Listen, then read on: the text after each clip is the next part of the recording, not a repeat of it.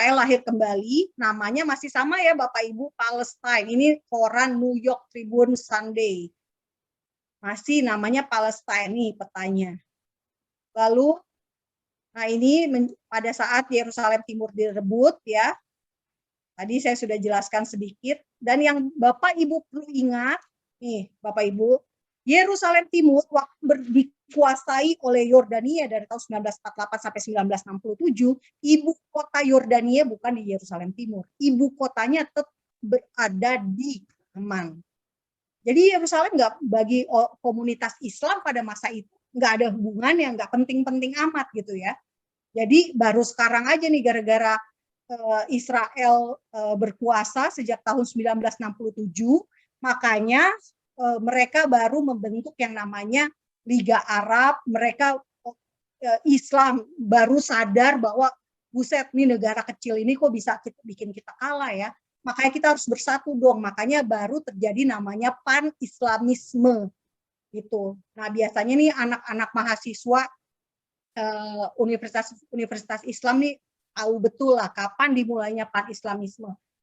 Bagaimana kekompakan Arab itu baru dunia Arab itu terjadi karena kalah dari Israel gitu. Jadi mereka baru bersatunya setelah melihat sendiri bahwa mereka bisa kalah hanya gara-gara negara kecil tahun 1967 dalam perang 6 hari.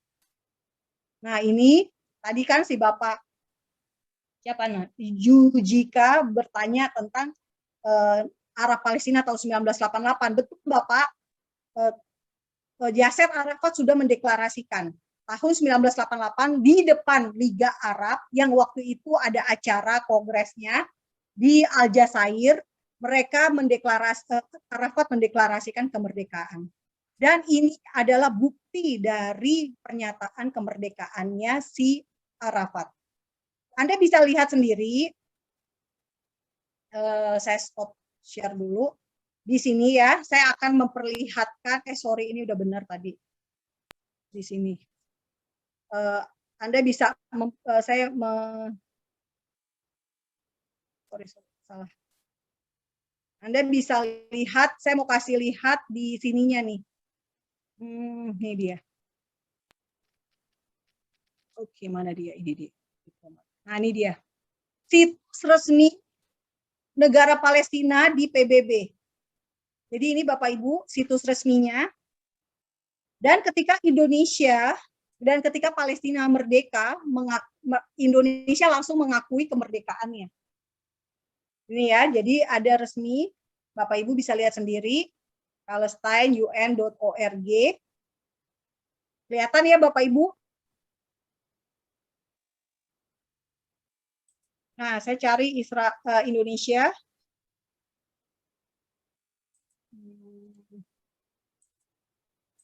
Ini situs resmi.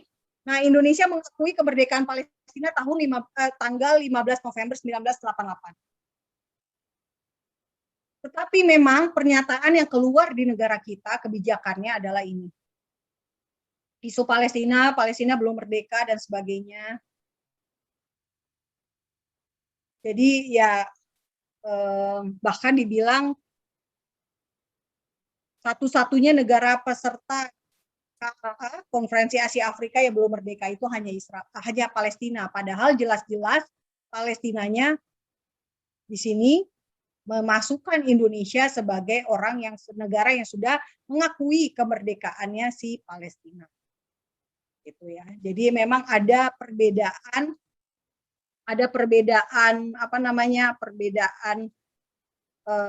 pandangan karena memang tahun 1988 itu di masa Soeharto.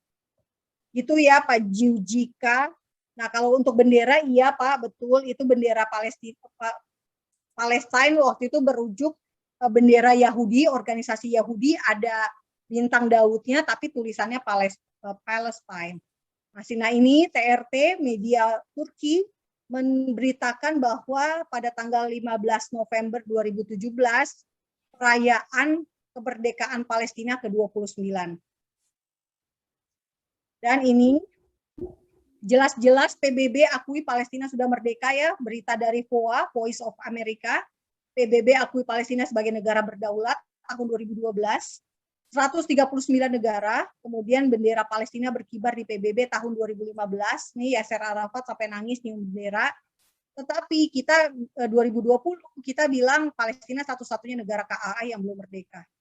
Lalu ini bukti lain adalah ketika tahun 2018 pemerintah kita meminjamkan gedung untuk kedubes Palestina. Logikanya, bisakah sebuah ya entitas punya gedung gitu ya, punya kedubes perwakilan resmi negara tersebut jika dia belum merdeka gitu.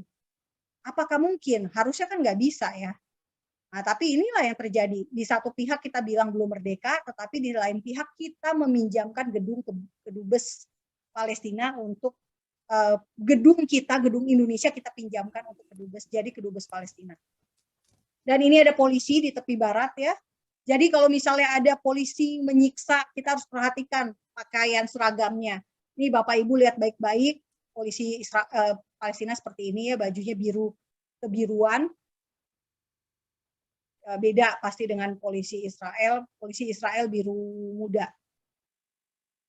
Nah ini istana presidennya, jarak Ramallah yang tadi saya katakan, Ramallah ke Yerusalem, naik bus umum 1 jam 15 menit, naik mobil 43 menit, istananya segede bagong gini, dan ngapain donasi ya, karena donasinya bisa aja dipakai gitu ya, kalau untuk wilayah Palestina tepi barat, dipakai untuk bangun. Ini dana dari UNRWA semua nih duitnya.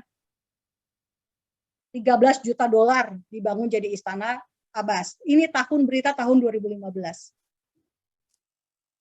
Nah, jadi sekarang Bapak Ibu, Pak Hendro bertanya, Hamas serukan warga negara Arab Israel bentrok. Nah, pas banget ini dengan peta yang ada di depan Bapak Ibu.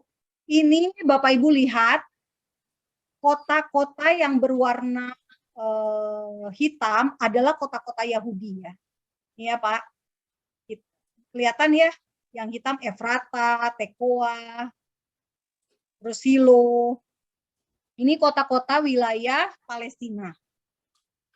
Wilayah Yahudi. Nah, yang warna orange itu janin tadi ya, kota-kota wilayah di tepi barat yang untuk orang Arab.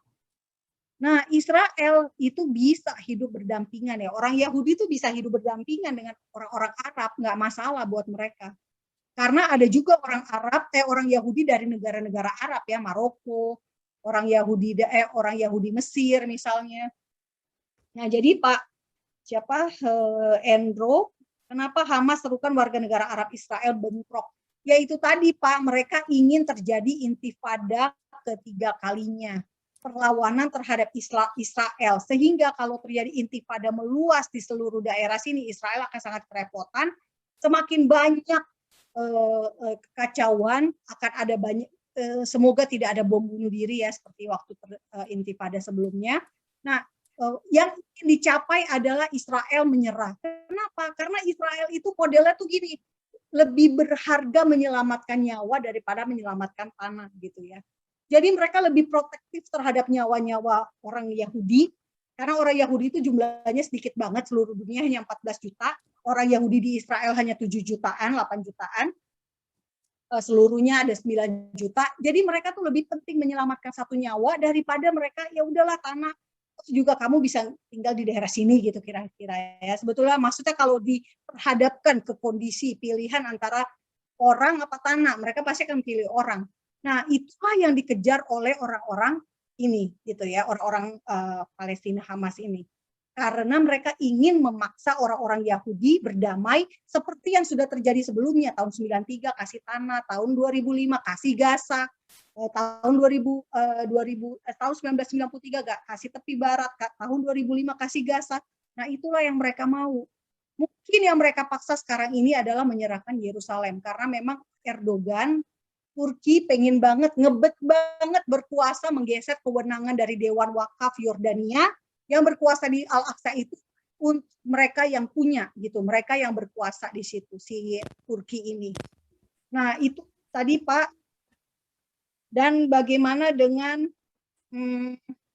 Pak Hendro tadi, jadi kalau Bapak mau bilang bagaimana kabar situasi terkini di kota-kota Arab ini tidak aman, Pak. Kasihan kalau orang Yahudi bisa menjadi sasaran amok seperti kerusuhan Mei 98.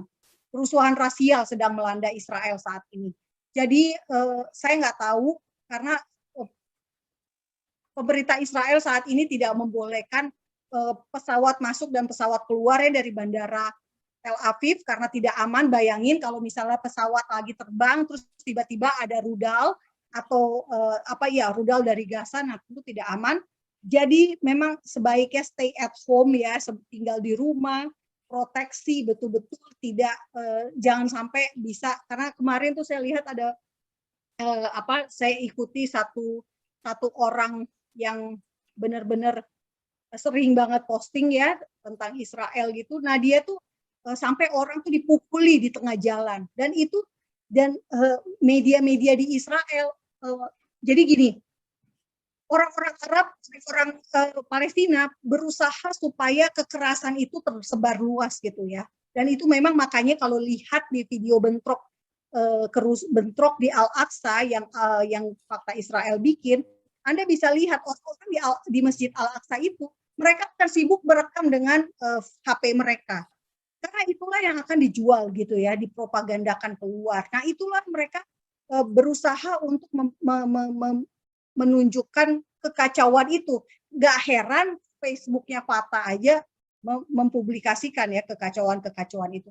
Karena itulah yang ingin dicapai, bahwa ada kerusuhan, ada ketidakamanan, dan mereka ingin mengajak supaya lebih banyak orang yang terlibat, dan akhirnya memang benar-benar chaos. Nah, kita berdoa untuk ini supaya ada kuasa ya dari Tuhan untuk menciptakan damai di tengah situasi saat ini. Dan saya sungguh percaya bahwa orang-orang Arab ini, orang-orang Arab Israel, orang-orang Arab Palestina, orang-orang ini yang Kristen ini bisa menjadi orang mediator-mediator damai buat negara Israel.